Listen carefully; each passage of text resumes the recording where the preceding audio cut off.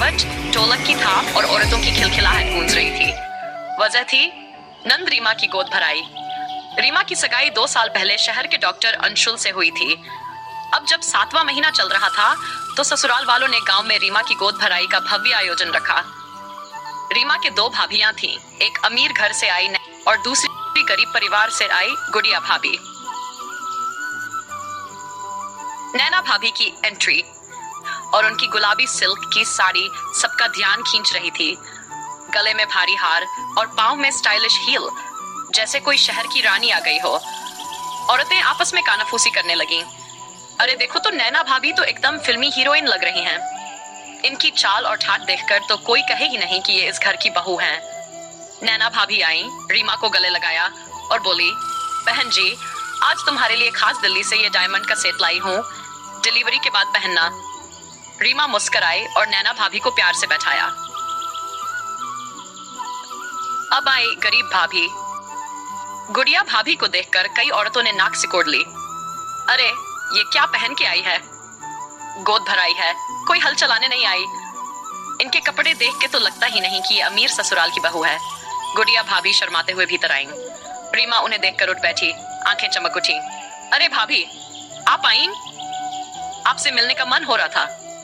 गुड़िया भाभी ने मुस्कुराते हुए अपनी थैली खोली और कहा, रीमा, तुम्हारे लिए अपने हाथ से बीजने वाले मोती के गहने बनाए हैं।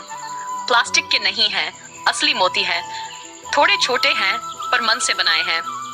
रीमा ने वो हार उठाया, पहनकर शीशे में देखा और बोली, भाभी, ये तो नैना भाभी के हार से भी सुंदर लग रहा है। ये तो मेरे मन का गहना है। इस पर नैना भाभी को थोड़ा बुरा लगा। उन्होंने कहा, अरे रीमा, असली हार तो मेरा वाला है, हजारों का है। तुम उसके आगे इसे कैसे पसंद कर सकती हो? गुड़िया भाभी चुप रहीं। उन्होंने बस मुस्कुराकर कहा, भाभी जी, मेरा हार कीमत में छोटा हो सकता है, पर रीमा के लिए इसमें माँ जैसा प्यार है। अब रीमा ने सबके सामने खड़े होकर कहा, आज मैं सबसे कहना चाहती हूँ, भाभियां पैसों से नहीं, अपने प्यार से पहचान बनाती हैं। नैना भाभी ने कीमती चीज दी, मैं उसका आदर करती हूँ, लेकिन गुड़िया भाभी ने जो दिया उसमें उनका प्यार और मेहनत है, और यही मेरे लिए अनमोल है। सभी की सोच बदली। ये सुनकर सभी औरतें चुप हो गईं। धीरे धीरे माहौल बदला। अब गुड़िया भाभी की सादगी सबको अच्छी लगने लगी। एक बूढ़ी दादी ने आकर गुड़िया भाभी से कहा, बिटिया, आज तो तूने सबका दिल जीत लिया। पैसा ही सब कुछ नहीं होता, ये तो तूने आज समझा दिया। शाम को जब रीमा की गोद भराई का रस्म हुआ तो रीमा ने दोनों भाभियों को अपने पास बैठाया। उसने कहा, एक भाभी ने मुझे दुनिया का ठाठ दिखाया, दूसरी ने मुझे अपनेपन की मिठास दी। मैं खुद को बहुत सौभाग्यशाली समझती हूँ। दोनों भाभियां रीमा को गले लगाकर रो पड़ी। अब कोई फर्क नहीं था कि कौन अमीर और कौन गरीब।